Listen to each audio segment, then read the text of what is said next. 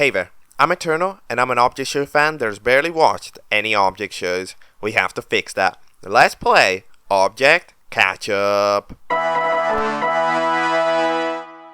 Hello and welcome into Object Catchup, the series where we discuss object show episodes right after watching them. Whether they are new or old, famous or unknown, it doesn't matter. We will get to it all.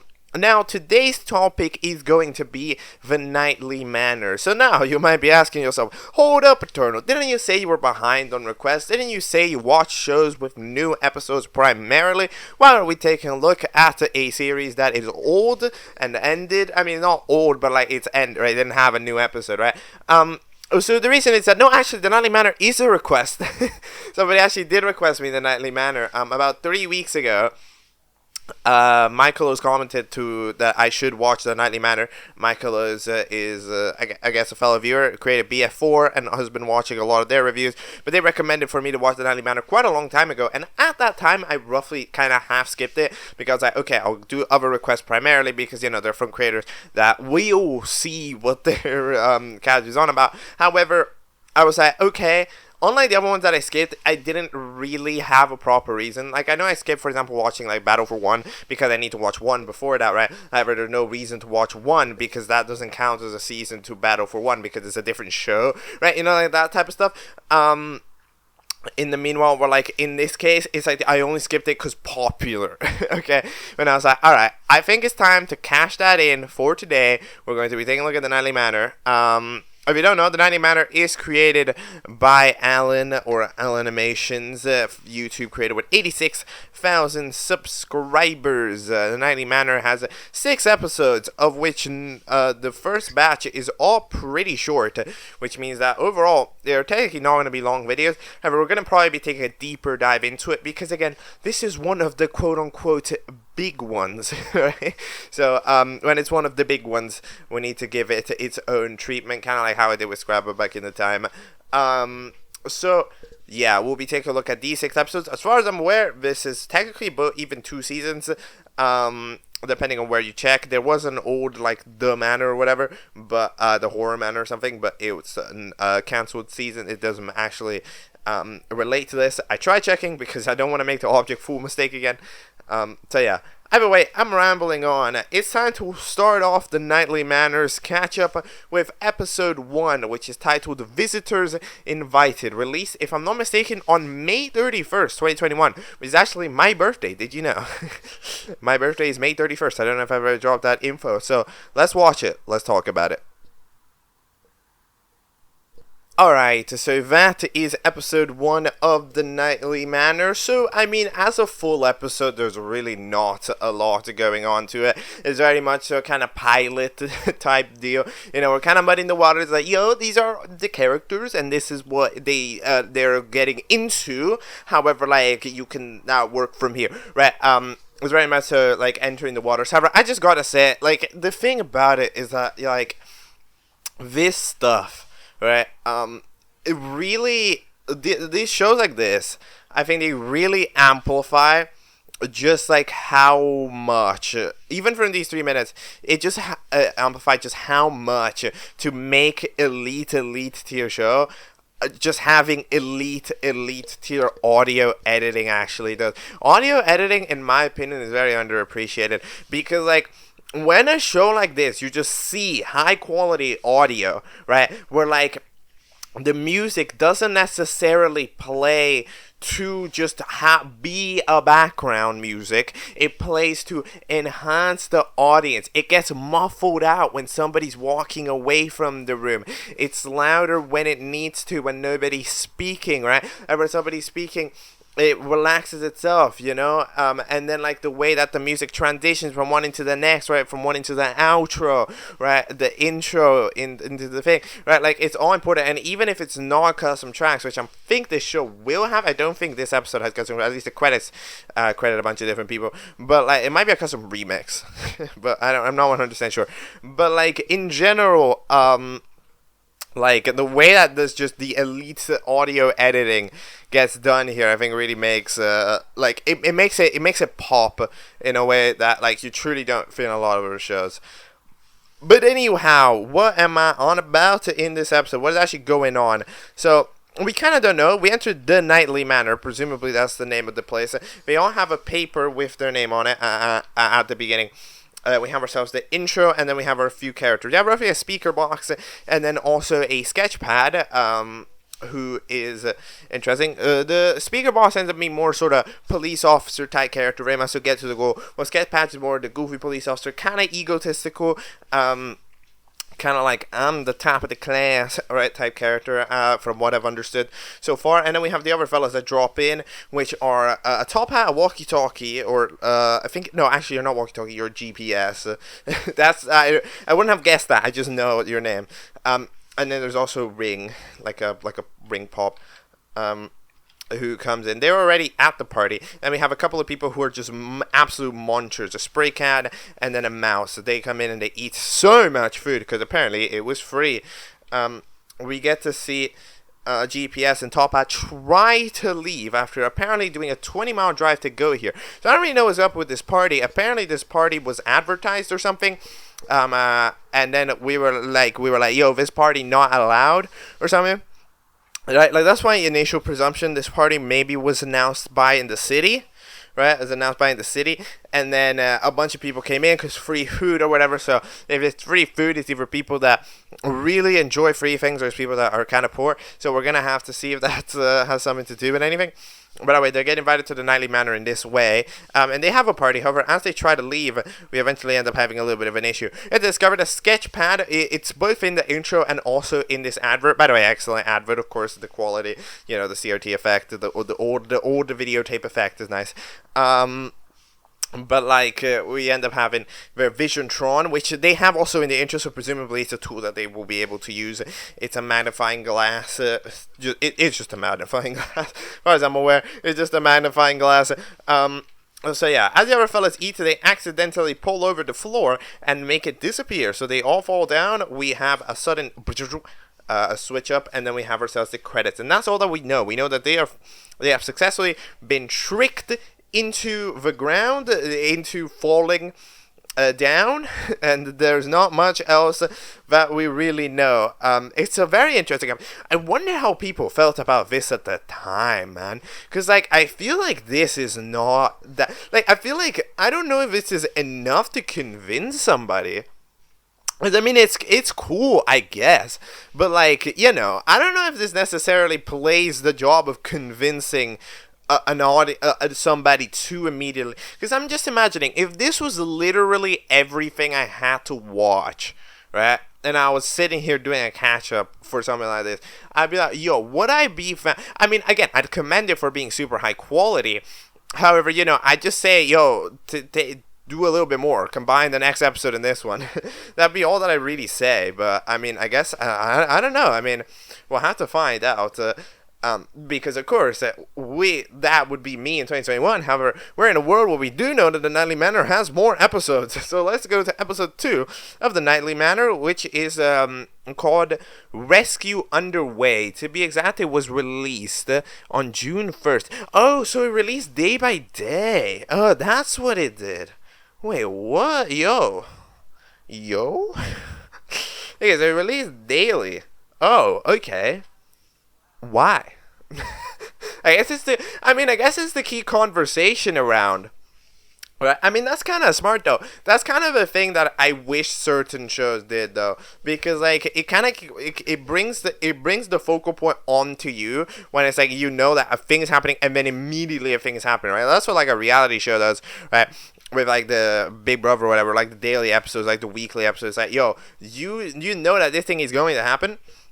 So then there's the immediate conversation around it, like, yo, what is going to happen today, right? It encourages a bigger influx of conversation rather than people going like, oh, I can watch this whenever, right? Because no, if you want to be part of the loop, you got to watch it now, right? So I kind of see it. But anyways, Rescue Underway. Let's go.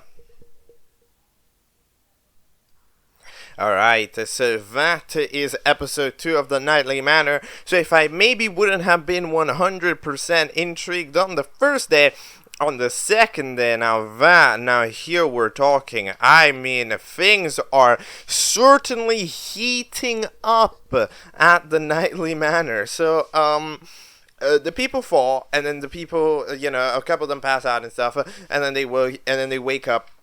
And then they end up trying to adventure, trying to discover wherever the hell they are, right? Okay, cool. Then as they walk through a part of the mansion heading into a corner, they end up, sleeping gas ends up getting shooed over the building, and that means that GPS and speaker end up falling asleep. Okay, so they fall asleep, and then they wake up, and there is Wingy's dead body over in that corner specifically, and also apparently spray paint was also just adventuring around, and just so happened to walk by at the same time. So Wingy's dead. Okay, cool. That just happened. Sketchpad is there as well, doing their whole shenanigans. Then they end up, I think, heading over. Yeah, they end up discovering. Okay, well, let's talk about Sketchpad. Sketchpad is a really interesting fella because they act as the comic relief while also acting as the measure of seriousness of the entirety of the show, right? But of course, one of the problems with making a so-called serious show, right? The problem with doing that is usually that you end up having this clash between what the audience expects and what you're actually delivering. Because when you're delivering a serious object show, at the end of the day, like, sometimes you'll be able to tell, but it's kind of difficult because at the end of the day, a lot of people, especially, in if it's a popular creator in the fandom, or just expect object show shenanigans. So it's like, oh, they dad recovered them, right? However, Sketchpad is interesting because they act as a little bit of the doofus, right? To act as some comic relief in an overall very serious cast, right? However, they also act as being like, yo, this is what is Goofy Object Show, and this is what isn't, right? So that way we get to directly see Sketchpad do Goofy Object Show shenanigans and go like, hey guys, this is what you look like when you say that you can just recover out here, right? So that way we know that we can't recover, not because anybody said that there aren't recovery centers, but because as soon as Sketchpad mentions them, everyone goes like, what the fuck are you talking about, right? Like, you can properly, like, you can, if you do the slightest amount of context clues, you'll be able to understand that this ain't no games, this ain't no show, this ain't no nothing, this is just a bunch of people in a mansion that are about to die. Okay, this ain't no competition, no four about to pop out. Okay, probably, which is interesting. So Ringy dies. And then eventually they decide to split up. They get the other fellas go investigate. Half of the fellas go investigate the body. The other half just goes explore around, looking for an exit. So yeah, I mean, I don't really know if that's a good idea there from the detectives, because I mean, investigating. Because I guess I understand it. However, like, at the same time, it's kind of like y'all were. As soon as y'all woke up, y'all were like, yo, we gotta regroup. So now y'all regrouped successfully, only to split up again. Wait, what? Like, what is this tactic?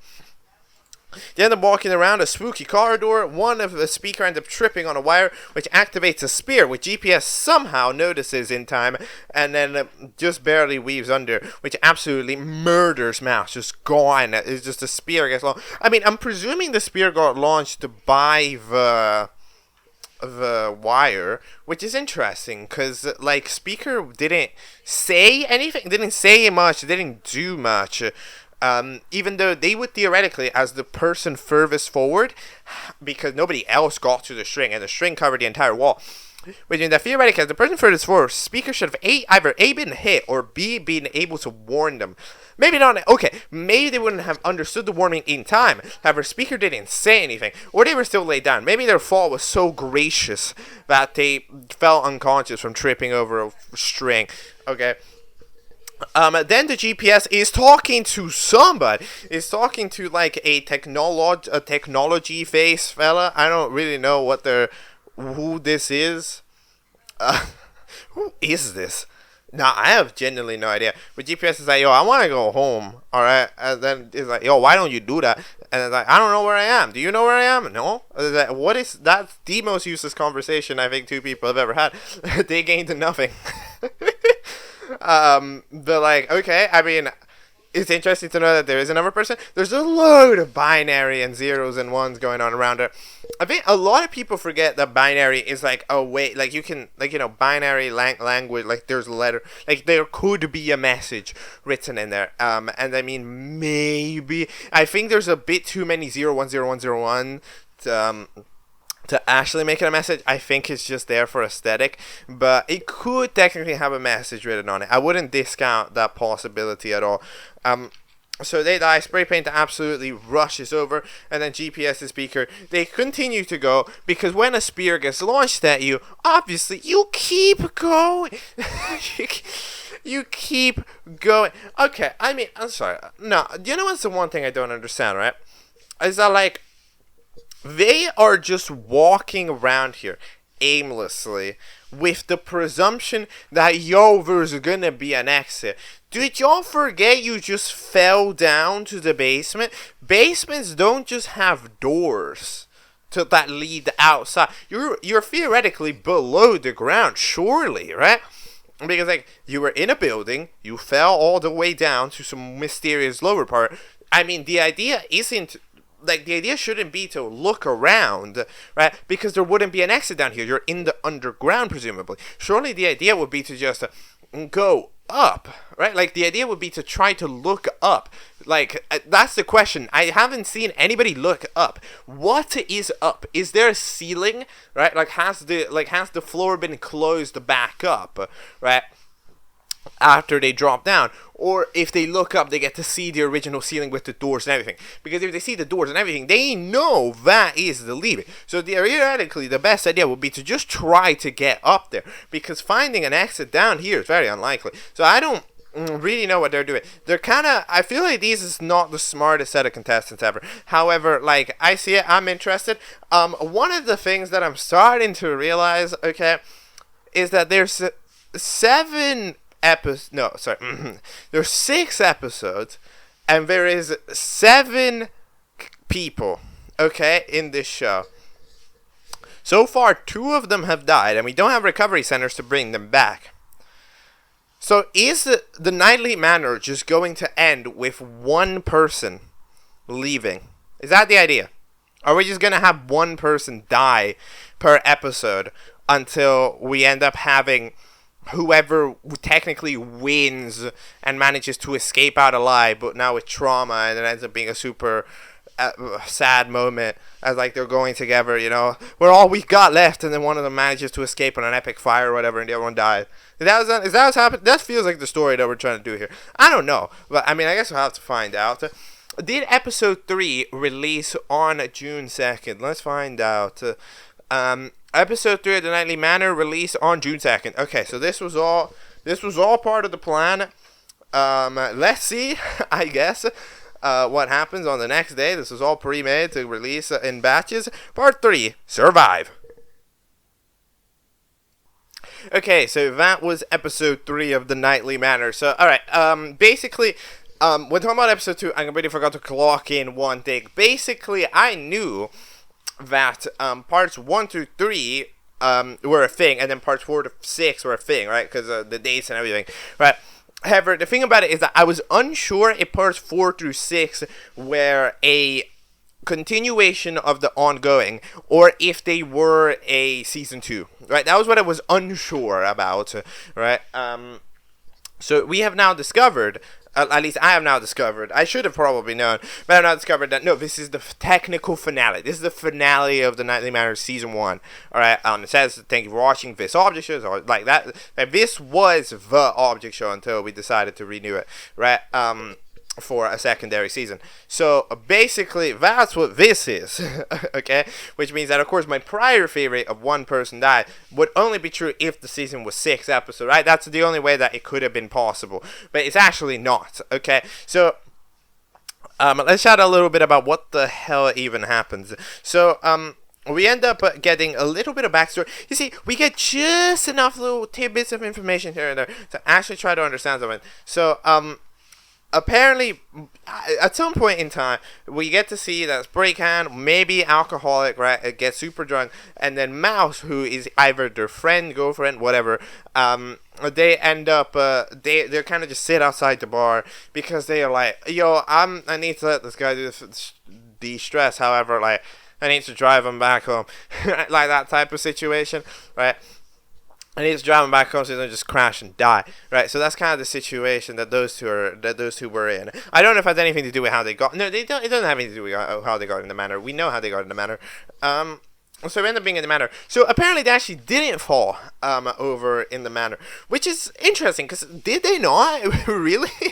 So what would have happened? They fell down a really big height, fell unconscious. The floor rose back up, so that they went back into the regular floors, right? And then after that, they're all just chill, okay?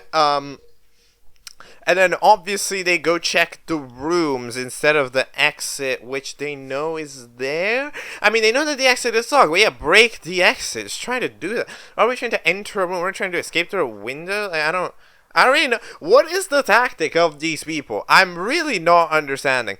I'm not gonna lie. What are these people trying to do? They're trying to escape. Yes, but how? What is their plan? Because one of the most confusing things about what's going on with them is that I don't know if they know the layout or not. Because they can meet up. Okay, hold on. Because when it comes to going to Mouse, they know where to go. When it comes to going to Ringy's body, they know where to go. When it comes to going to the kitchen, they know where to go. So they know all of these places. But somehow, like, they know how to get to all these places. However, they don't know literally anything else about the room. Like, Spray Paint was just aimlessly wandering. How big is this mansion? Well, it can't be that big because you don't get lost in it. No, you do get lost in it, but you know how to find your way back. I guess is that it's like that. That's just the one thing that I don't quite get is that, right? It's that. Is that like? Is that like capability of the characters? They somehow know where they're going and they don't know where they're going at the same time. That's kind of not what I'm catching right now. I'm not catching the drift on that. But the characters, they've been walking around. Sketchpad, of course, continues to be comic relief. I see why people really like them. At the end, because the thing about a comic relief is that, of course, in a regular object show, a comic relief is there's so many of them, right? However, having the comic relief in a show that's directly non-comedy at its core sometimes does make it funny. Like, you really have to balance it because you can make it annoying. I think in this case, especially since the show's kind of short, right? Like, you don't get that long to really delve into the world. I think it's kind of fine to have a little bit of humor in it.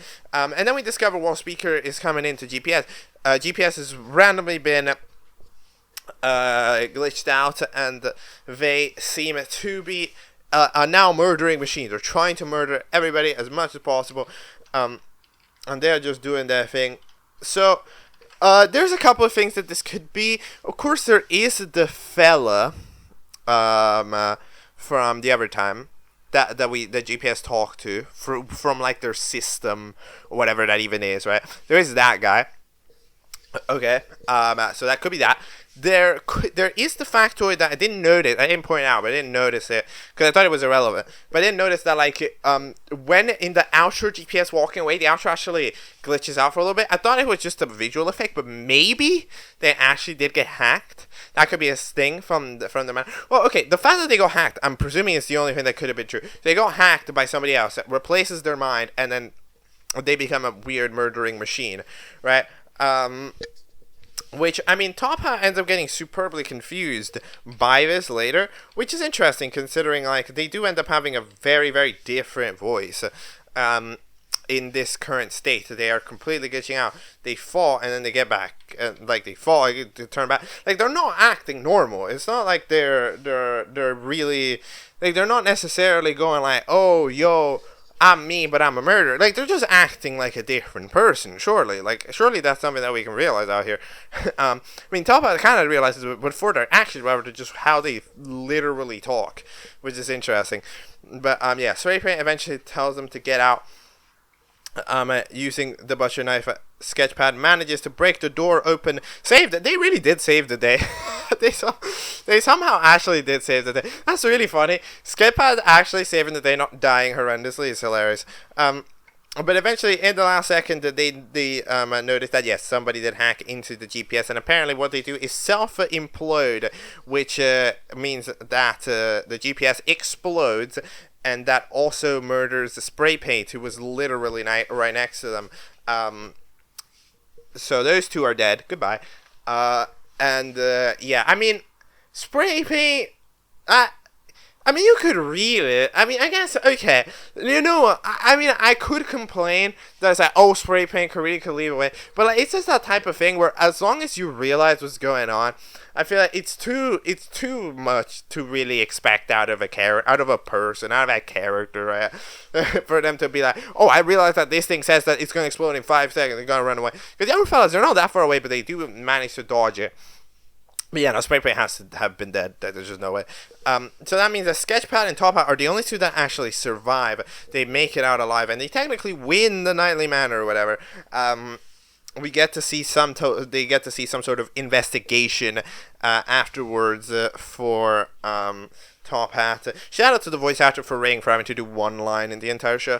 But yeah, apparently they proposed that what they did was against their will.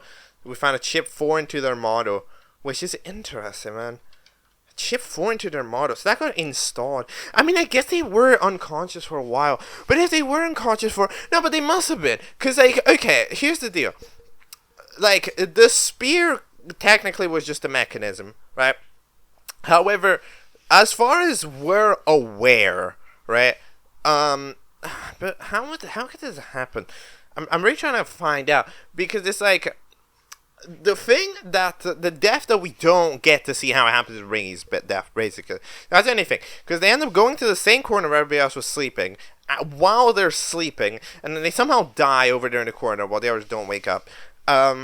So what kills them? Because it doesn't seem like there's any type of native like thing going on, right? Like it doesn't seem like there's any.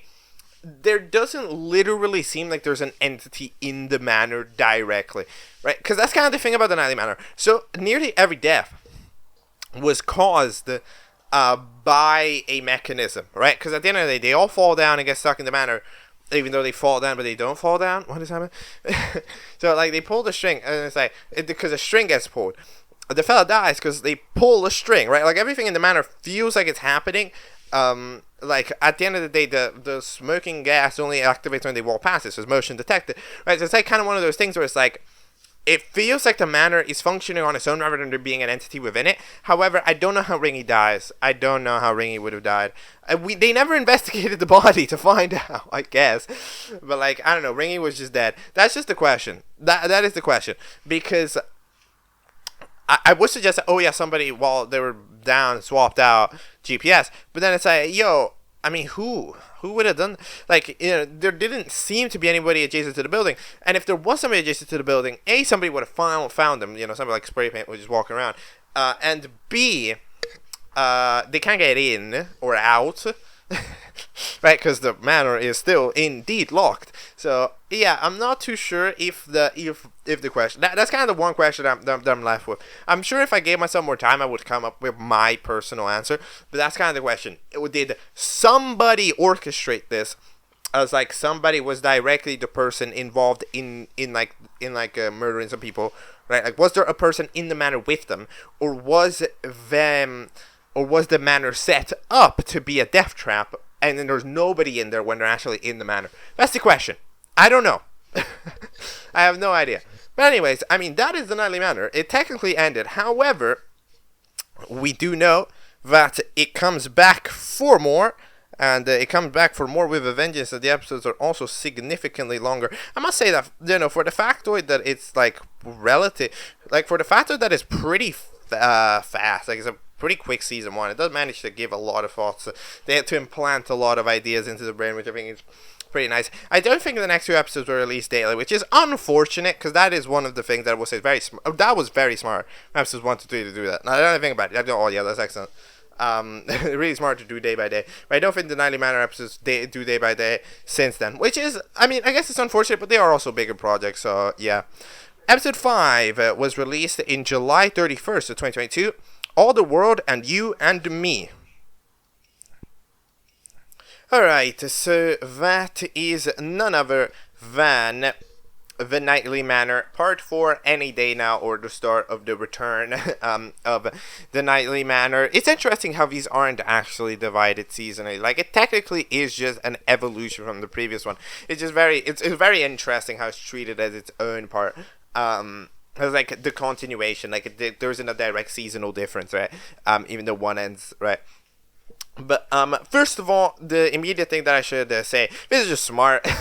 As far as like a decision on a technical level, of like, should we do the Nightly Manor continuation? The answer is yeah, duh. I mean, while like it's one of those things where it's like, oh, there is a significant value in I guess having that type of narrative where like it's kind of up in the air what happens, you know, it kind of hits you, but like, oh shit, but then like what happens next, it's kind of up to you. However, like, it's also just extremely interesting, right? It's just like, it's an extremely interesting question because it's like, okay, I just got in a crazy manner. GPS, like, both of their biggest friends have died. What the fuck happened? Can't recover them.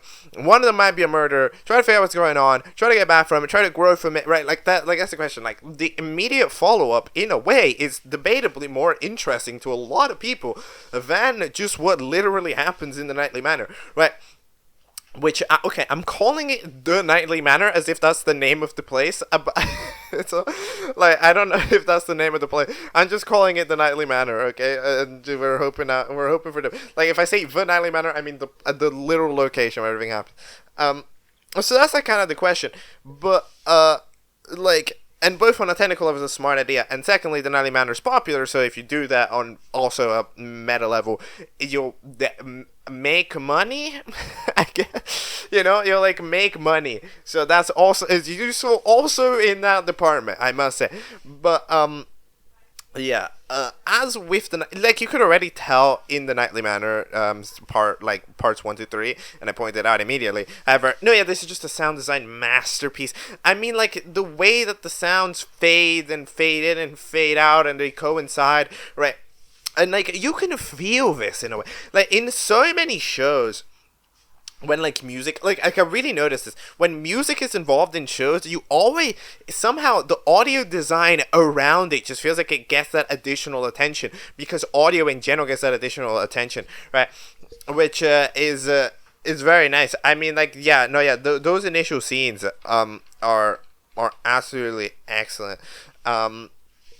So yeah, let's actually talk about what's going on. So Sketchpad wakes up from a nightmare. They end up moving out or something from where they were with Speaker, which makes everybody around them very happy. Which is the saddest scene of all time, by the way. That is actually so sad. Have you? Oh my god, that's just so sad. That's what's sad about a thing, and then all people are celebrating them leaving. Then Tall Pat is over there just like absolutely, I mean, bed rotting isn't the right word because it's a couch. It's like they're just rotting away, right? They don't really care about much of anything, right? They just want to sit it out until magic happens and they're fine, right? We get an intro. The intro's the same. Yet again, it's like it takes just enough time to realize that the dead characters are grayed out, and then you notice, and then it's like, oh, you know, it's one of those like, bro. it's so simple, but it's like it gives you that moment of realizing it doesn't tell you, like, it doesn't do nothing obvious. Basically, it barely does anything obvious. It treats everything in the way where it's like it just takes you a little bit of time to realize, like, you have to look. It's one of those shows that also rewards you for paying attention, right? And when a show rewards you for paying attention, it makes you feel a little bit more, right? Because of that situation. So yeah, they end up leaving and they end up knocking over. File folder is just a friend, I think a college friend of Topa. Topa said, "Yo, I gotta go, right? Because like it's kind of." No, I gotta go. Like, yo, I need my space. To File folder say, yo, you gotta go outside, bro. You know. So then eventually, oh yeah, the title card. Episodes have title card. That's when, okay, I was like, sorry to say this, when an episode is trying to be cool, it has a title card. Okay, that's when you know. That's when one of these, when an audio show episode is trying to be grand, it makes a title card. If it's not trying to be grand, it doesn't have one. If it tries to be grand, it has one. I've noted this because all the new Teapot episodes have their freaking title cards, right? Because they're trying to be grander now, right? I mean, it deserves it, but I think it's always funny when there's a title card. Then eventually Sketchpad ends up saying hi to Top Hat, and they go like, "Yo, wait, what are you saying? Oh yeah, I tried to pick up some other jobs, but it's like, yo, we gotta like see it together or something." And we asked why they're on TV. They end up for some reason setting 400 fires, even to the recording studio, which apparently they took on the job after, which is interesting because doesn't the ad show up immediately? Right, because the ad shows up in like season 1. No, in season the ad shows up in like episode 1, in part 1. With it, and that's the same ad. They didn't make a new ad, which is interesting. So, I have no idea what the chronology of the ad is. I guess because how was it filmed after but shown before? Not really sure. And also, I'm curious to know if in this season we're actually going to start to get more proper usage of this freaking zoom, like, magnifying glass. Because it's marked off as such an important little detail of this guy's character, right? The way that the guy can magnify. I mean, it's the ad that he made, it has it in the intro, it just, like, it's very constantly around him. Even though it's not something that bro has ever used. Well, they'll be like, yo, we're going to make a recovery center whether you like it or not. They go over and they end up haunting over for some stuff, and they will go over and we have song. Okay, so we have song. So in the past, I have said that I would sing the songs like of shows that happen to warrant them. However, I skipped out a lot of them, and I don't know if I'm gonna do the Nightly Manor. Okay, I feel like I should. I probably did Nightly Manor because I mean that song was great, and the credit song is also great. However, like I don't know if I'm exactly gonna do them. My plan might be I might do one of those kind of like I did with the Carmelades, where like I'll do like a unlisted video where I just do the take of them. However, like in general, I'm gonna kind of probably not keep it in this video because especially with stuff like the Scrabble video, I feel like it kind of takes out the seriousness when I just sing bad, right? So yeah. Anyways, as with music videos, one thing I've noticed about music videos are so fast. I mean, like there's just a mountain. Like when music videos happen, it's always like so many things are on screen. Music videos just let you go pa pa pa pa pa pa pa, right? So they're all sad looking at GPS and stuff, right? The memories, they flood back. Halloween clearance. Bro picks up all of the materials, gets grabbed over by Sketchpad. They go over and build together. Defeat in my own bare hands. Your mind is on. What are the lyrics of this song? Hold on, wait. What are the lyrics of this song? Give me a moment. just to check. Hold on. Give me a moment. Okay. Look, this is a long analysis. You can't believe that you're still here, but I sure fret not, don't fear. You're lost to time. You just keep counting, waiting. Okay, yeah. For a chance I come back. Yeah, okay. Another day we'd spend. Although your hope diminishes. Yeah, because we're like just waiting out. Yeah, we're rotting. You wish to see me again as it all just drones. And as you lie there all alone, you listen for my voice. Yeah. Although I'm quite not there. Yeah, the hallucinations. Okay. And as the record stands, defeated at my own bare hands, because I guess they died, they murdered themselves. Your mind is on the brink, but don't let these visions sink you. Yeah, the visions. We can't heal every wound, so let it bleed. Ooh. You want me back, I want you home, but is it really what we need? What? Wait. Bro, these lines are getting too deep. Okay, you just can't let me go. Okay, yeah, they can't do that. You need to see, sometimes you can't get what you want, so cut the link between you and me. Okay, I mean like, yeah, because that's the song. It's GPS desperately trying to go. I mean, GPS, I get the mirage of GPS in Top Hat's brain is trying to tell them, yo, you can't just keep waiting for me to come back, okay? You need to get on with it, because, like, it's not happening, right? It's kind of the thing. I mean, GPS is kind of saying it in that way. Then eventually the recovery center doesn't actually work. You know what's really funny? What if the recovery center worked perfectly, but it just didn't work because bro misspelled speaker? That would be the saddest timeline. They just go on on the depressive episode, and actually it just worked. You just had to type A instead of E. That would have been the crazy moment. But yeah, then Scatpack is so sad at saying recovering speaker is pointless. They're all mad. They have an epic debate. Epic, in the real way, and then they end up having their argument, and then they leave. GPS as a mirage be's like, okay, song ain't working. I'll just tell you, you can't just keep chasing away to find me. So yeah, the GPS ends up giving the pep talk. Because okay, the thing about the GPS is that like the fact that GPS is giving the signals, right? The fact that GPS is going like, hello, this is what's going on, right? It's exactly that type of thing. That's kind of it's a little bit like, yo, what if GPS was actually there? Because like GPS has that kind of weird thing going on, with the fact that there's a chip and there everything, right? Like it's just that's kind of the weird situation, with it, where it's like, if it was speaker, I just believe that it's a freaking mirage. However, when it's GPS, it's like, yo, but like, what is? I don't think it is. I think it'd be dumb if it was, but like, it'd be interesting. And then we go have a chat to Sketchpad. So okay, all right. Hold on. So I'm just gonna say this right off the bat. I am lucky enough. Okay, I'm lucky enough as a person to not have had any immediate member close to me have died. Okay, I'm lucky enough to say that has not yet happened. All right, some distant ones have, and I've been sad for them, right? And some other situations. However, in general, I don't exactly have a lot of experience in this exact matter, right? In the matter of healing in this way, right? Healing in this way. It's not something that I've had to do. I can imagine that it is extremely difficult, and even just seeing stories about it does make you feel, regardless of whether I can relate directly, right? So even though I don't relate directly to the experience being given here,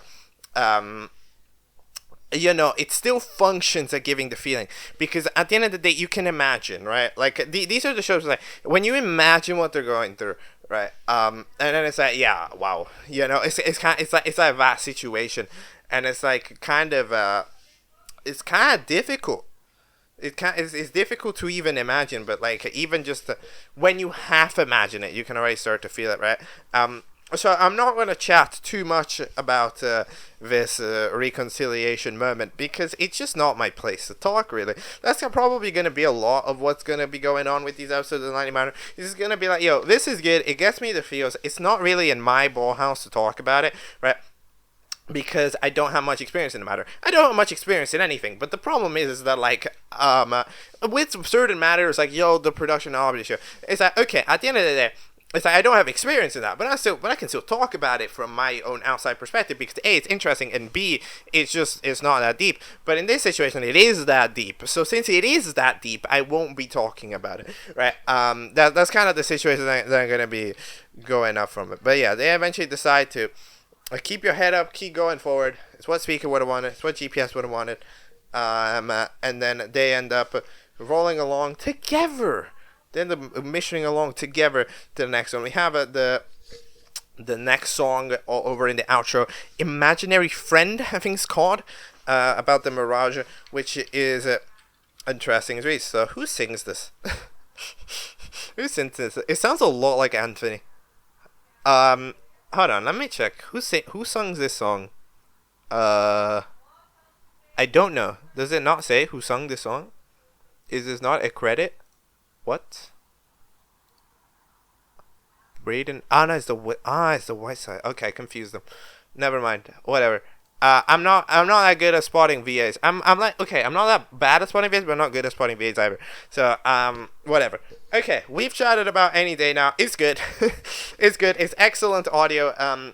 Excellent storyline. It really makes you glad that it happened as an episode, right? Because you're like, yo, if it ends up the part 3, it's interesting, right? And you can make your own imaginary stories from there. But like, it's been a while, and 2, it's like, yo, it's too interesting to leave up as an opportunity. So, absolutely, yes, bring it back.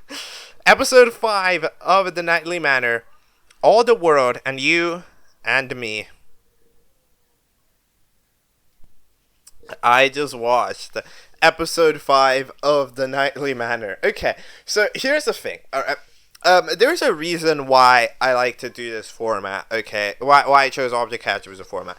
It's because a lot of people, at the end of the day, they're reaction YouTubers, right? A lot of people, they do reactions to videos, right? And I was thinking it, but the thing is, I'm not quite able to word everything immediately. And also, when I'm watching it, I'm very silent, right? When I'm watching a video, I'm extremely silent. But one thing that has interestingly happened is that I've just been saying shit in the middle of watching these videos. The Nightly Manor is getting me to react. I don't react to these videos. Trust me, I've generally been reacting. You don't understand. That post-credit, bro. That post-credit. I just went, oh my god. Like 4 times. Because it's so sad. It's actually unbelievable. Because, like, what happens is you just, everybody, literally everybody, like, assumes that you died, because it's like, so it's not like everybody assumes that you died. It's like everybody within or the circles that we saw just assumes that you die, because it's like, no, because like he's the one who like left without any help. Like, that's the thing that's super sad. Oh my god, because it's like, he's alive but nobody cares, and that's like, oh my god, like, that's insane. Because it's like, we just presume, and that's definitely the presumption that we were supposed to have. Like, last episode, spray paint was not part of the freaking, like, lit up people. So, like, they were supposed to be there. I mean, here, of course, the lit up is also in reverse. But, like, what the hell? Because, of course, we're taking a look at the other people. But it's like, what the hell? You can't do this. I mean, you can do this. It's amazing. You can't, I mean, yes, you can do this. It's great. But, like, you can't do this in the way that, the feelings, bro. I got that worked. That worked on me. Okay, that Omega worked. That worked so well. This guy's just there. Nobody gives a shit, because unlike the others, they didn't have anybody else they could fall back on. Like, at the end of the day, they're best friends and like their coworkers and the people that helped them out. But they died. But it's like, at the end of the day, they still had each other and like the others to fall back on. Well, with spray paint, not only are they forced to be there, they also just have they didn't have anybody else that was allowed to check up with them, that was allowed to be with them. And it's like, what the hell, man? You can't do this. Oh shit. Okay. Alright. I'm sorry for completely bailing all of the chronology, all of like the segment by segment situations that I tend to like to do. But it's just, bro. Okay. So we start off the episode in the, like, the chronology has always been a little weird here, but we have the chronology of us in the manor. Be like, I know you didn't do it, and the speaker doesn't think you did either. So, yeah, we got to see V's was Ringy still? No, Ringy still wasn't present, even though I think Ringy was in the episode, right? But like, either way, we end up seeing this primarily that trio that knew each other. That's really interesting, right? So we get to see, it's primarily spray paint and mouse. That's like the main focal point. We get to see a little bit of what's going on with speaker. However, basically, what's been happening is we're basically like, in a way, right? Like, it's not really what we're trying to get together, right? What we're trying to understand. However, like, we are partially trying to like sort out also how the hell did these people get into the manor, right? How did we get here, right? Basically, that's kind of one of the big questions. How did we get to this point? Because like, what would the reason have? And we're starting to clock it, right? Because like somebody like, you know, Spray Paint and Mouse, they're going there for free food. You know, it makes sense now. They literally don't have anywhere to eat, right? So they're like, I think immediately in episode 1 I assumed, okay, they might be poor, right, or something. So that was like the presumption, and yes, they are. They're homeless, right? And presuming that's what happens, Speaker gets kind of Speaker and Sketchpad, they're going in there as an investigative crew to take care of something. I don't know what they were necessarily investigating. They're investigating a case, and they have to go there. And they're the crew that goes to the bad cases, because they're the crew that got shunned away from all the other fellow police members, because they're treated as the dumb ones, the bad ones, the ones they want to see fired, right? So like, the fellow policemen don't like them. The fellow Something like this. So we're starting to see how these people are getting in there. We don't know how the others got there. I don't know, especially Ringy. Ringy's not. I'm not understanding how the hell you would have why you would have been there. But like, it's kind of interesting to see this type of situation. So yeah, Speaker talking about another case. You have the whole leader, and then we have the heist. So we discovered that Mouse and Spray Paint, Spray Bottle. I don't know. Are you Spray Paint or Spray Bottle? I guess you're. I'm gonna call you Spray Paint. So Spray Paint and Mouse are part of a crew led by, I think, a laser pointer, who do heists, and they do tons of robberies, right? And they're just absolutely excellent at doing the robberies, and they've built up an elite tier crew to do that because of their abilities. You know, one of them can fly. One of them is so small that they can take care of locked doors, right?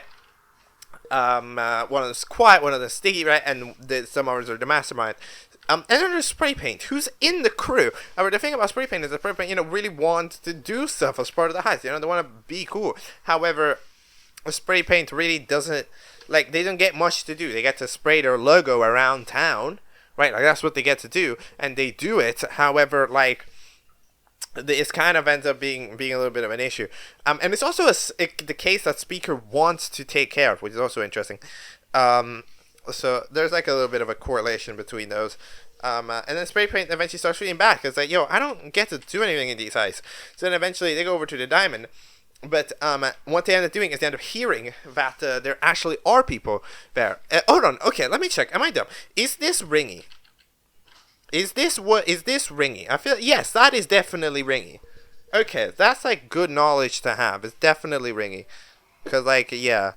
Okay, it's been a bit actually. There was shit happened. So yeah, where were we? Okay, yeah, we're talking about Ringy. So basically, yeah, Ringy ends up going to the manor, and I think that's extremely interesting. Beyond anything else, I think Ringy going to the manor is the most out there, because you think, oh, okay, it was a free food offering, so a bunch of people that are poor or not well off, or just people who are kind of frat bros would go there because they want to take advantage of the free food, right? But then no, because Ringy wouldn't ever do that. So I have no idea how these fellas got into the Nightly Manor to begin with, right? Because it's like, how would you have possibly gone there other than to try to find it? I don't know. But either way, eventually Mouse gets pulled up very quickly as they leave. And then they're like, alright, bro, we need to dip, we need to bail. And Spray Paint goes like, no, I do not care. I will go be useful. And they end up snatching the diamond themselves. Very, very cute little animation. However, snatching the diamond ends up sounding the alarms, and they do manage to make a run for it. However, they escape, and then they are back over at their lair, I don't know, garage, where they just so happen to be at, right? And our laser pointer here, leader of the group, ends up going, yo, we are like pretty upset with you. We are upset, hashtag upset with you, because you did all of these things, right? But it's like, yo, but I got the diamond and we didn't get caught, so I did good, which is a line of logic that works. However, the line of logic here that Mr. of course Bank, Mr. Laser Pointer, Mrs. Laser Pointer's doing here is that basically it's like, what, yo, the thing about it is that we can get caught, right? That's kind of the thing about it, because they're trying, because the thing about robberies, right, and heist groups like this is that they're trying to do something extremely risky in the lowest risk way possible, right? So that's what they do. They overall coming in and raw, and not only is it difficult to do, it's also extremely risky to do. So that's why they try to do it when the coast is entirely clear, right? Like the hardest part about the robbery is just managing to find a way where nobody's there, nobody ever sees them, right? Yeah, they get caught, right? So don't sound the alarms. Don't do any of that shit, all right? So it's like, yeah, they didn't get caught. However, it's an extremely high-risk situation. Because at the end of the day, you know, like, that's the thing with robberies. We're like, okay, yo, this one mistake nearly got us caught. But we didn't. Yeah, but we could have, right? Which means that, like, we took a major, major risk, you know? With all of this, with all of this stuff. And we could have possibly gotten caught. If we get caught, we'll go to jail and it's over. Right. So, I get it. I get the logic. It's harsh. I mean, I wouldn't have kicked out Spray Paint necessarily from the group that much for the one mistake. You know, I agree with Mouse's Mouse is the most logical person here. It's like, yo, you fucked up, and we're a jerk. But, like, you can at least, you know, like, sort yourself out in that aspect. Right? So, that makes sense. However, yeah, Mouse goes like, yo, it's only one mistake, but eventually they get kicked out alongside the Spray Paint, because they blame Spray Paint, and then the Mouse goes like, I'm going with them. It's like, okay, fine, I'll kick both of you out. To be fair, I don't know why Mouse was there either. But yeah, the only person who seems to even remotely get along with those two, being the face, the speech bubble, ended up kind of being sad for them, but hey, they wanted to stay in the group, and you know, it happens. Then Spray Paint drinks a shit ton. Mouse ends up waiting for them outside. They end up coming in. A super drunk Spray Bottle punches the speaker box, who's been all sad and, you know, all worked out because they got to hear their teammates being like, yo, you suck. I think by this time Speaker did... Okay, I think by this flashback, Speaker's sidekick was not Sketchpad yet, which I think is really interesting. Was it? I don't know, because I saw Speaker come back with a different fella. It looked like a mini grape. It felt like another type of kind of bad side fella, right? That was kind of the idea. It's like maybe something along those lines. I'm not 100% sure, but it could have been Sketchpad, because I mean, we did see that Sketchpad was still in the crew at that time. They had like their own mini desk. Maybe they're, I don't, because it kind of been too much in the past. I don't know. It's kind of weird. Okay, maybe not. Maybe I'm wrong. Maybe Sketchpad just was the fella with Speaker. By that time, the sidekick. Because I guess if they found the sidekick annoying, it'd be that. But yeah, a tired, sober, like freaking hungover, super demoralized Spray Paint is just losing it. It's just in this bro's world, it's desperation. It's the end of the world, right? Like, it is genuinely so over. Then here we have the lines, right? And like, it's so, the writing here's smart, right? Because what we do with the writing here, and like, it's that level of writing that just makes it, that makes something feel human, and you notice it in things that do well, and I recommend it to try that different thinking, right? Is that like, even if you know how a character is feeling, the character themselves might not know how they're feeling, right? And this is exactly that situation that happens. If they could just say what they're feeling, however, the writing makes it so that they don't really even know what it is, you know? And they kind of describe it in this awkward fashion that, however, makes it feel extremely real, right? Because it's not delivered correctly. It's not delivered like super properly. You understand what he means, but like, yeah, you understand what he means. You resonate with it, you know, like that feeling, that itchy feeling of like I have to prove myself. I have to show that I'm something because I feel like I'm nothing if I don't prove that I'm something. Right? It's that thing. Is that a thing? Which is, ooh, yeah. I mean that is, yeah. Those are deep words. Those are deep words. They're words that um do I relate to those? I feel like I okay in a partial way I relate to those, not in the way where like in the scenario that they're in, because not an adult. However, in like the other situations, yeah, that's a feeling that props up, and I was kind of relating. I was like, yeah, that's like a thing. Eventually, speaker overhears the conversation. It's like, yo, all right, fine, y'all just sleep here, all right? Not good. They eventually get out and go over to the bench, and then the song plays. Oh my god. Uh, this song's so good. I was actually jamming out to listening to this song. It's actually so solid. It's exactly the type of song I listen to. That one might be going on my playlist. The eventual fade out, focusing in, and then eventually they get. I think that's a 3D air ceiling. That ceiling is 3D. The Get Well Soon is from Speech Bubble, and then just them alone, dude. Fucking alone. We talked about this already, but like even later. Like again, this is a couple hours later. I'm doing this, Emma. But I'm still looking at this. Oh my god, it's like it gives me the creeps, man. It's so sad. Nobody's there for this guy. Nobody cares. It's so sad. Please, somebody cares. Speech Bubble, I need you. Speech Bubble, I need you to save this guy. Okay, I need you to save him. He's so, oh, you know, it's like, bruh. So sad, bro. Okay. Okay. I mean, yeah, that's just something. That episode was definitely my favorite. Because like even if it was just a normal episode, it just has that additional power.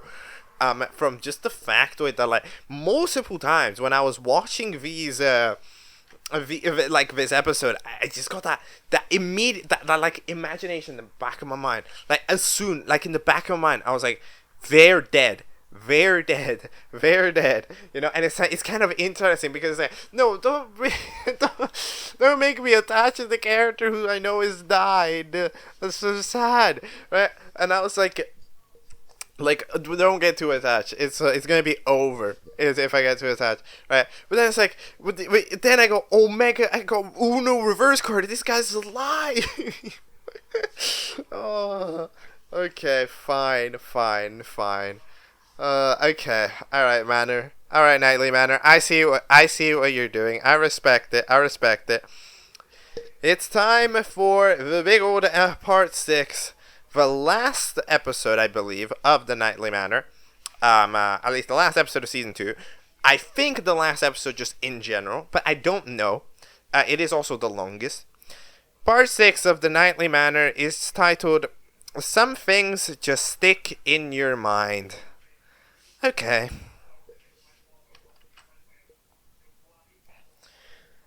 So I just watched the finale of the part 6 of the Nightly Manor. I don't know if it's the finale. It could be. It could be not. I don't know. I don't think there's not like do I know? Do we have knowledge on the matter? Because I feel like it is. I feel like it is. Yeah, I feel like it is, or at least it leaves itself open-ended, for it to be. Like it doesn't ever say that it's over. It keeps the possibility away. But yeah, no, I mean these are the videos. Like you think that I'd have a lot to talk about, but the reality is that I just got up. Oh my. The reality is that like these are the types of videos that they don't actually leave you with a lot of words. They leave you pretty speechless. Like you're just looking at it going like, wow. Like, bro, you know?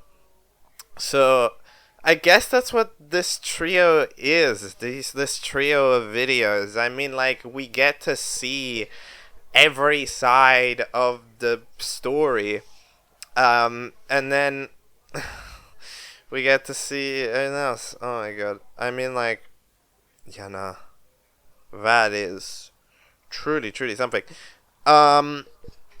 So what happens? Let's give a TLDR. So after 1 year, we seem to drop the case, which is makes the ace. Remember the ace, the fella that was chatting with Speaker. You know, it wasn't the Speaker coworker. It seems to be one of the few Speaker coworkers to actually kind of get along with Speaker. Really doesn't want to give up on the case, but Key is like, yo, we have to. Apparently, the missing person case, but then there's got that thing. Sketchpad, oh my god, Sketchpad, obviously Sketchpad fucking breaks the thing with GPS and top out, of course they do. But eventually those three have roughly gotten to, they've roughly managed to get by their struggles together, and they seem to, them alongside the folder, get along. And then we get the intro. As soon as I saw, bro, as soon as this intro is so subtle, but the fact that it changes each time actually makes it insane. Like, the factoid, like, it's those, again, it's this thing where, like, as soon as you give that attention to detail, right, and somebody notices that detail, that just makes everything so much better. And this intro, this intro doesn't actually even need to change, but it does, and that's what's nice, you know? Like, this intro changing wouldn't really change too much. In fact, it would feel, it's still awkward in the way that, like, it's an interesting intro now because of the situation that we're in, but the fact that the intro actually responds to the circumstance of the episode we're watching, especially here as we get to see GPS right before the whole GPS debacle ensues. As soon as you see that, if you pay attention, you're like, oh, you know, you get that sinking. That sinking starts. It's like, oh gosh, right? But like we end up. We end up seeing GPS boot into their own head as they've officially lost control of their body. As they lose control of their body, Cody ends up chatting over to them because they feel like it. Basically, there's no actual reason for them to be there. But Cody is one of the 2 viruses that were detected. Actually, GPS doesn't clock this because Cody seems to be pretty nice, which is interesting. They lie about what is going on. They're like mildly concerned. However, they do eventually officially manage to lie, and then we end up having GPS go over to some of their memories, and they're like, "Yo, we can find a way to get you back. We just gotta get over." So then I think, not gonna lie, Cody ends up having. Probably ends up having GPS literally like roam around pretty much, you know? They end up going that. We end up having Cody end up pulling up the autopilot, which Cody somehow doesn't. Okay, I don't know what Cody's up to, because Cody like pulls up the camera feed, right, to the other fella that's obviously murdering, right, because that's the mission or whatever, right? So then that makes for the very interesting circumstance. Oh wait, do you know? Does Cody know? Because like this whole debacle happens because we don't think that it's fine anymore. Because for a moment it's like, yo, are we okay? But the answer is apparently because the answer is no. The autopilot is doing bad shit. But like we're really. But surely you knew that the guy was going to do bad things, right? So it's like, I don't know why you would show that, you know, because like you're intentionally, I don't know, it's kind of weird. But eventually GPS gets super worried. And the other fella does eventually say that, yo, if it goes to the control panel, we can do a reboot. So they do end up going over there. I think we end up having a lot of, we get to see the memories, of course, but then we end up having all of those... of the memory. I think it's a little bit of a goose chase that Cody's leading him on. I think you don't need to probably rummage around all these memories. I mean, Cody doesn't. So, like, I think we're just kind of buying time. I think that's the main thing that Cody's doing. But yeah, eventually they manage to get up one more memory, and then we end up having and it's not the quote of the episode, but yeah, you can make a puzzle of what meant to be, but you need the bad memories as well. Otherwise, it's not a full picture. This is a story.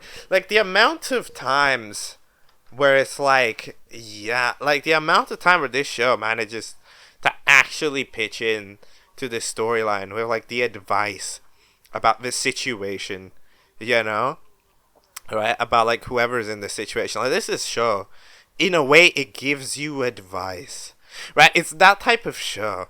It's like it's trying.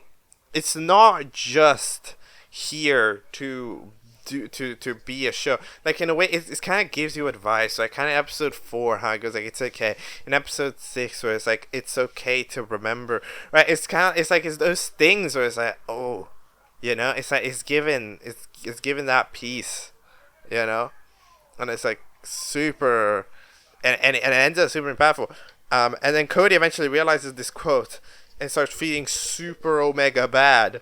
But eventually they end up going over to the memory where we end up having Sketchpad burn down the entire building, which makes them very sorry. Ringy ends up super mad. Okay, so we know how Ringy got there. So you see, yeah, rough. Okay, we actually don't. Okay, as far as I'm aware, the only characters that we don't know how they got into this situation are GPS and Toppat. Because as far as I'm aware, right, we know what's going on with the other fellas, right? Like, Speaker and Sketchpad are trying to save their reputation, right, as police officers. I don't think they got fired, but they're trying to save their reputation, so they go over to do whatever the hell they can. Whatever case that they possibly can, right? So, like, they do that, okay? Ringy is there because they have to. I mean, their whole bank burned down. Every single asset that they owned is gone. Okay. Spray Paint and Mouse are completely homeless, right? So that's the situation. So we're starting to understand. Now you see, everybody who goes there is in some semblance of a terrible situation, right? And therefore, going into the Nightly Manor is directly a result of, like, because that was one of the questions. You're in the Nightly Manor. Why? Right? So it's like, we get to see it. I don't know. I'm trying to remember if this was a thing that was mentioned in an episode. It feels like it would have been. But the only people that I don't think we directly get to see what happens to them is GPS and Toppat. Because it's like, why are you there, though? You know? Like, I don't know what the idea was. I mean, I guess somebody would have to set up the gala, but they wouldn't have set up the gala. Or did they? No, they didn't. They didn't, right? Yeah, because GPS and Toppat, you know, but they were going there for free food, but they were fine. No, but I guess their house did burn down. Did their house burn down? Or did the oven just catch on fire? Because I guess that was a different house. I don't know. I don't know. How did those two get there? I don't really know. But either way, we end up finding that memory on the case. Everything's a situation. We have some other fellas that do chit chatter, and then they end up going over leftover food. Yeah, binary. Leftover food. I'm just reading a random line. Then we end up having Binary, who's the actual virus part of the virus. So the virus, for some reason, gets partitioned into two at random, some way. And they go ban and ban. And basically, we're just running a bunch of, the virus is doing what they're supposed to do, which is demolish everything, right? That's what they're programmed to do. Cody, however, being only the half of the virus that for some reason knows isn't nice, ends up actually not wanting to do that. But you know what?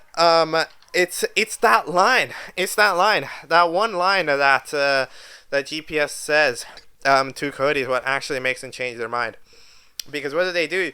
Binary starts deleting memories because it's like, yo, this is full. I can't run my scripts. But it's like we're starting to delete memories, and you can tell because GPS in there is literally unable to remember file folder, and we're trying to do that. And then Liney just goes, yo, I have to stop this. So they're like, okay, they rebooted everything. And then they're like, yo, we can reset. You can click the button. However, it starts the self-destruction because the failsafe ends up getting executed. That was a decision for sure. Here's the deal. Was this preventable? Maybe. Because okay, it relies on the prior knowledge of what's going on, right? Because it's like, okay, the knowledge here is entirely, we know that there were viruses detected. You know, GPS saw that. The viruses know that. Okay, they do know. That is a thing. And apparently, according to the sequence, if there is presence of malicious software, a self-destruct is set in place. Okay? Which means that, like, the viruses were successfully... Hold on. Keyboard controls added route to microwave.sys. What? That matter? Hold on. I don't know if it like matters. I'm trying to claw, cause like, does the microwave matter? I feel like the microwave doesn't matter. Oh wait, does he press a button? He just press starts on the microwave. I think it was just heating up the food. Surely. I don't know. I don't think binary. No, because binary says checkmate. Did binary do something? I can't realize. No. The failsafe. I have no fucking idea. Okay. Because my presumption is like, okay, if there's viruses detected and then an input is recovered, the failsafe initiates. Okay, sure. Right? That's a thing. I guess. But now we have the whole shebang of it's like, okay. No, but they were doing inputs before and it wasn't turning on the failsafe. It's only when GPS could have did the safe failsafe. So was it GPS doing the failsafe, or was it something else? You know what? I don't know. I don't actually have that knowledge, but I guess we will have to find out. Okay, yeah, I don't know. Basically, I think that the microwave could... I don't think that matters. I don't think binary did anything. I think binary just said checkmate kind of at random. I think that what might have happened is that it's just a thing. And then it's like, I guess they didn't know or they didn't realize about the thing. Because if they knew, it would have technically been preventable, I think. But unfortunately, no. The last thing that Cody ends up doing is sending themselves to one final memory. That way they are not in the control panel anymore, which means that those two will die. Binary is like, okay, I guess I died. And then Cody's like, I tried. They end up glitching out, and then right as they're about to switch back, the one final memory takes place. We get to remember prom night between Top Hat and GPS. They get to have a dance. They get to be all happy. Folder smiles at them. We get to see it. It's super cute. Which again, it's one of those things where it's like, you know, when a really sweet thing happens and you wanna be able to go like, oh, that's really cute, but then you know that this, but then like there's just that like that's one of those things that shows like this really excel, right? Like one of the reasons why shows like this really work, why, is because they set you up.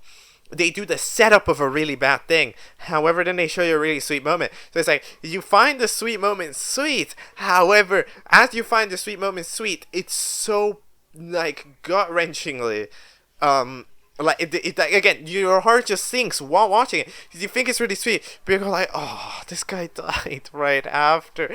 You know, it's like, it's so sad. It's like, I don't know, what's the first example of it? The Sonic movie. The Sonic movie. You get to hear all this shebang about, like, Maria. Right? You get to hear all Shadow talk all about it. So then eventually when it shows you the super sweet moments in the second half of the movie between Shadow and Maria, you go like, oh, that's really cute, but she's about to die. You know, like that's kind of those moments, right? And that is the type of psychological warfare that really, really hits. You know, it just hits different. That type of psychological warfare. And like these types of things, like they work excellently. So as they end up having the memory, in time, in literally 3 seconds left, we end up having GPS return to their body without the capability to do anything. They just get one final look at spray paint, top hat, and sketch pad, and then They explode. Then they explode. They die. Oof. I mean, that is rough, isn't it? I mean, like, that is something.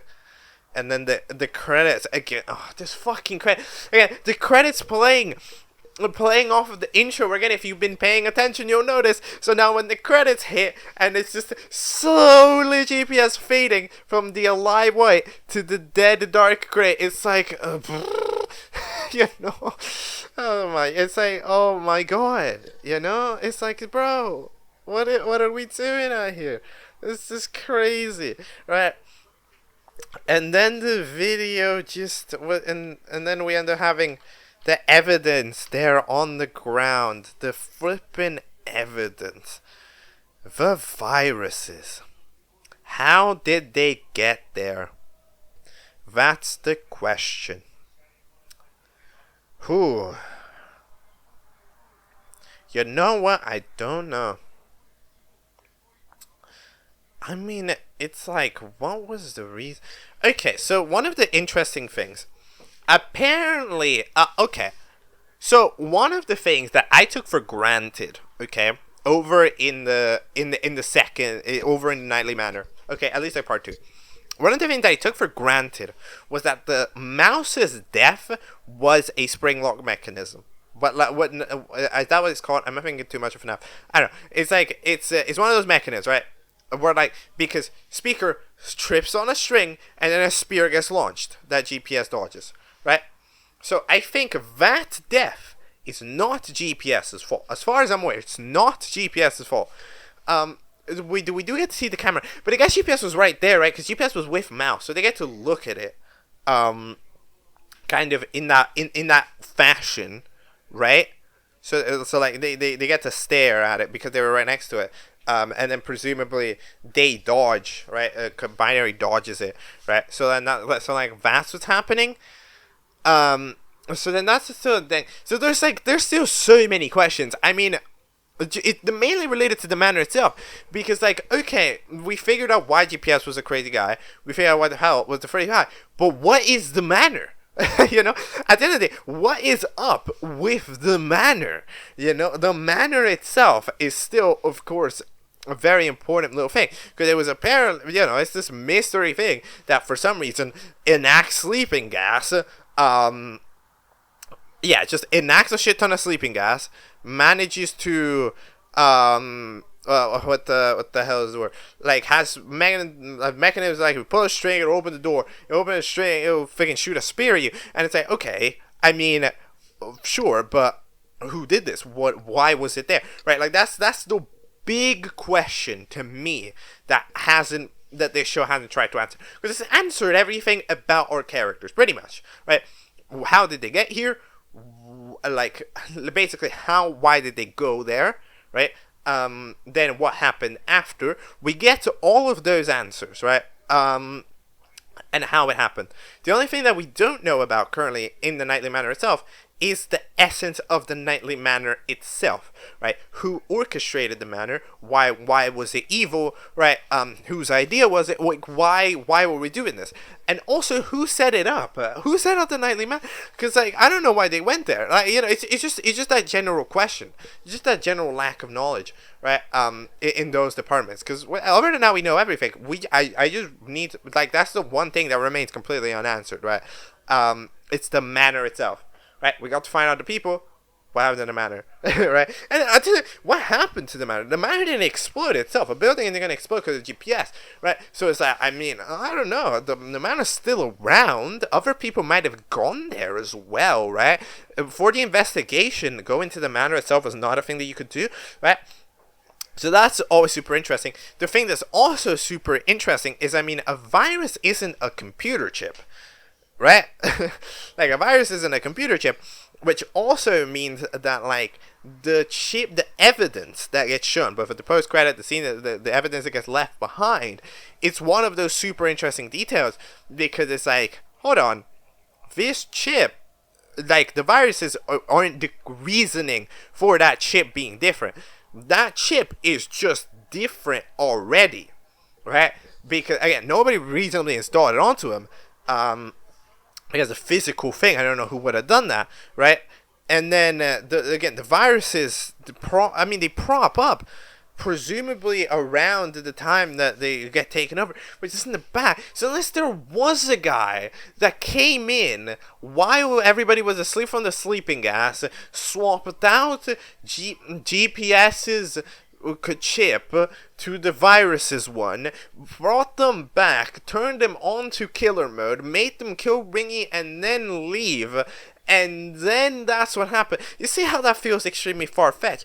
So that's why I'm thinking that, like, it's GPS, it already was, right? So that chip's different for a different reason. What could that reason be? I don't know. Like, the fact that those last minute changes could do something, and that evidence gives off a little bit. There's something, right? I think that basically what I think, okay, if they absolutely okay, since they were restored, right, since the memories were all there, he left with survival. No, like, he left with his mind. At the end of the day, he exploded with his mind, right? If they wanted to, technically, that chip, that part with the chip of themselves, is there. So, like, it's not necessarily impossible. I'm coping mega. It's not necessarily 100% impossible that we could maybe see GPS be alive eventually, right? Because he's dead, but that one chip, it's supercharged, it's super broken. It's not, but like, no, but the thing is, it's not broken. It's intact. It's charred. It's molten, but it's intact. It's remained there. It's remained safe. The entire rest of the circuitry that make up the GPS is broken, but that one chip is intact. And that's the one thing. If somebody wants to believe, okay, I don't know if y'all are believing with me, all right, but like, that one chip has remained fully intact across the entire outer border. If somebody could manage to get this chip and actually locate it to a GPS, he might come back. I'm telling you, bro. Revival is possible. It's there.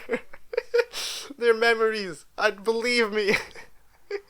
I'm not coping, please. There has to be a way. That has to be the way. Why wouldn't it work? It would work. It would work. And we're doing so much setup on it. Like, that's the ending. It's as if it matters. It's like it matters. You know? It's like, man, it can't be over. I refuse. GPS. Your memories are in that chip. And if somebody gets another GPS base and manages to input that chip on it, you will come back. That's my opinion. That's actually my opinion. That's 100% my theory. Oh my god. I actually believe that wholeheartedly. Wow. Okay. That's crazy. I'm going insane. at the thought of the Nightly Manor, bro. I'm going absolutely insane. Oh my gosh. That is crazy. But yeah. I mean, okay. Even though I say this, obviously, right, as like a thing, like, oh, we could maybe bring GPS back. And if GPS were to eventually, we were to find out this way of bringing them back, right, and then we brought them back, or anyway, right, yeah, there is a debate to be made that we shouldn't do that, right? There's a big debate to be made that at the end of the day, what this is, right, what, like, a lot of portrayed is that it was about healing. Right, at the end of the day, it was about healing. Like stuff like episode 4, it was about healing. In this episode, you get to see they mostly healed, right? They managed to get by from their olden memories, right? They managed to let it go and successfully move on to try to live a better life, and not latch on to the past, right? Which then, of course, would make the possibility of him latching onto the past complicated, right? But then it's like, the detective's still latching on. They want to believe. Of course, the fella doesn't let them, but it's there. Okay, so it wouldn't be impossible. And even then, I say it's about healing, and in a way it is about healing. But episode 4 is about healing. That plot line is about healing, right? Other plot lines aren't necessarily the same. We don't actually get to see spray paint heal in any way. They're just in the only time we get to see spray paint's current state. They're just in the hospital, extremely broken, looking at the ceiling, all depressed. We never get to see them heal, right? Or wait for them to heal. We just have a backstory episode that's really sad. So it wouldn't necessarily say, and in this episode, of course, it's also a backstory episode, right? Like, it's not exactly a show about healing necessarily, right? So I would keep it open for others. Okay. I have literally, like, I know that there's a possibility I sound extremely stupid right now, right? Because at the end of the day, what do I not know? I do not know that I do not know anything about any external media, right? Like YouTube, like whatever community posts have been happening, whatever Discord, Twitters, right? So I don't know what the outer status of the Nightly Manor is, okay? But I think that this is the type of video, this is the type of thing where we are still open-ended, in my opinion, to actually have this be a thing. You know? I think that it's open-ended enough. It's open-ended enough to where I could see another segment. I could see another chapter opened in the story. Because we need to know about the manor.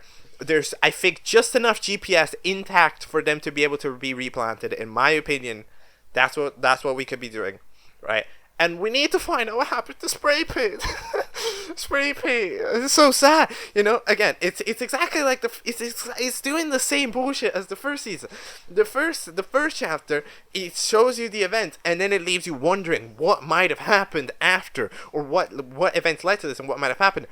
But now we're doing this, but like the chapter up. What happens after? What happened before? What will happen? You know, there's this question.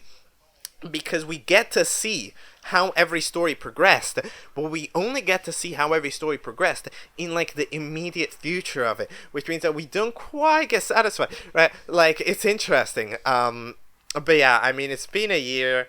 The fellas have moved on. The case seems to have been closed. I think that way I suggested would bring GPS back. However, I don't think that they're going to do it. Yeah. So while I do think that the Nightly Manor is open-ended for more episodes, I don't think they're happening at least anytime soon. They seem to release on the 31st of summer months. So, like, the only time I would maybe watch out for a Nightly Manor comeback would be June 31st of 2026. That'd be the only time where I'd be, like, looking out, like, yo, it might be a thing. However, other than that, I'm entirely not expecting it to be a thing. But, yeah. That's the Nightly Manor. That's beautiful. That's beautiful. That's very nice. That is a very nice thing that I just saw on the YouTube platform. I'm glad that I was recommended it. Because I wouldn't have gone to it for a very long time. Yeah, I have heard high praises from other people as well beyond just the recommendation. And it's like, yeah, I mean, that just is elite tier content, isn't it? It knows exactly what to be, and it does the thing that, in my opinion, a show has to do best. It leaves room for wonder. I like to say this quite a bit. You have to leave room for wonder. You have to. The fact that this show does leave me with questions that I want answers to, that I'm trying to theorize, that I'm trying to give answers to. Like, you might think that it's not good. Like, a show should answer the questions, but no, it shouldn't. It's a show. That's one of the biggest advantages of a TV show. You get to play segment by segment, right? And like, in a way, if this can leave you, and this show leaves me with wonder about knowing what happened, and in my opinion, that is one of the best things that a show can do. One of the best things that a show can do is that, you know, just that simple raw capability of letting me think, letting me imagine, and letting me think of the better world. It did that in chapter 1. It does that in chapter 2, and if it ever continues, which I'm really hoping, man. I thought of that GPS theory, and now I really want it to happen. I really want it to happen, you know? I really do. Oh, GPS, come back. Oh my god. Okay. I really want it to happen, but whatever. I'm rambling on at this point. The Nightly Manor, it's great.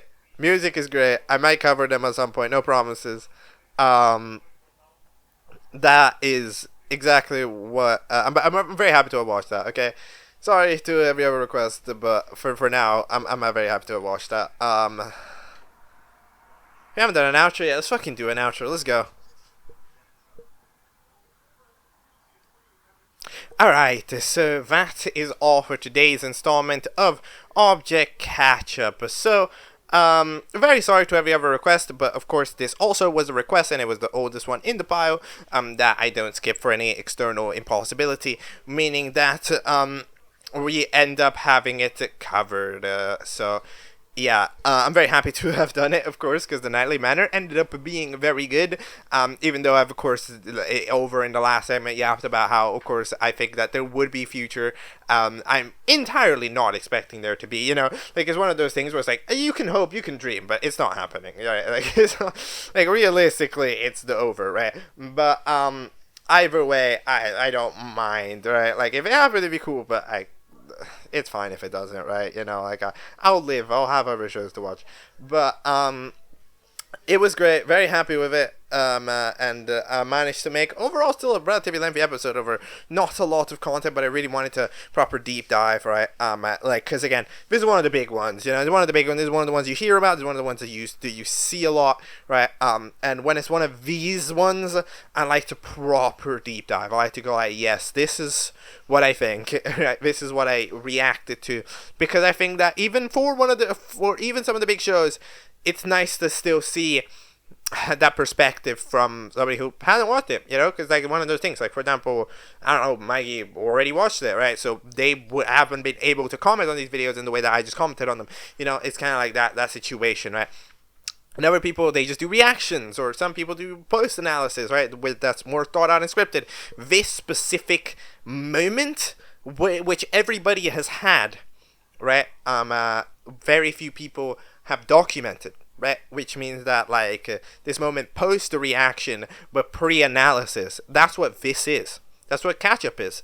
And like it's that moment that I like to capture, and I think is unique and very few people capture overall, right?